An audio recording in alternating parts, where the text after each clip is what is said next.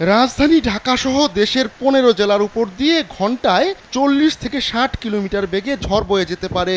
একই সঙ্গে বজ্রসহ বৃষ্টিও হতে পারে। রোববার দুপুর ১টা পর্যন্ত দেশের অভ্যন্তরীণ নদীবন্দরগুলোর জন্য দেওয়া পূর্বাভাসে এ তথ্য জানানো হয়েছে। আবহাওয়ার পূর্বাভাসে বলা হয়েছে, রাজশাহী, পাবনা, বগুড়া, টাঙ্গাইল, ঢাকা, ফরিদপুর, যশোর, কুষ্টিয়া, খুলনা, বরিশাল, পটুয়াখালী, নোয়াখালী, কুমিল্লা, চট্টগ্রাম এবং কক্সবাজার জেলার উপর দিয়ে দক্ষিণ অথবা দক্ষিণ পূর্ব দিক থেকে ঘন্টায় ৪৫ থেকে ৬০ কিলোমিটার বেগে অস্থায়ীভাবে দমকা অথবা ঝোড়ো হাওয়া বয়ে যেতে পারে।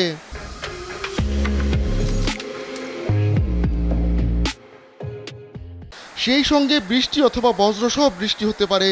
এজন্য এসব এলাকার নদীবন্দরগুলোকে ১ নম্বর সতর্ক সংকেত দেখিয়ে যেতে বলা হয়েছে। অপর এক পূর্বাভাসে বলা হয়েছে, বাংলাদেশের দক্ষিণ পূর্বাংশে অবস্থানরত নিম্নচাপটি ঘনীভূত হয়ে স্থল গভীর নিম্নচাপে পরিণত হয়েছে, যা বর্তমানে পশ্চিমাঞ্চলে অবস্থান করছে। এমন পরিস্থিতিতে দেশের সব বিভাগেই অস্থায়ীভাবে দমকা অথবা ঝোড়ো হাওয়া সহ হালকা থেকে মাঝারি ধরনের বৃষ্টি অথবা বজ্রসহ বৃষ্টি হতে পারে। কোথাও কোথাও মাঝারি ধরনের ভারী থেকে অতি ভারী বর্ষণ হতে পারে। ঝড় বৃষ্টি ও ভারী বর্ষণের এই প্রবণতা কয়েকদিন অব্যাহত থাকতে পারে বলে জানিয়েছে আবহাওয়া অধিদপ্তর।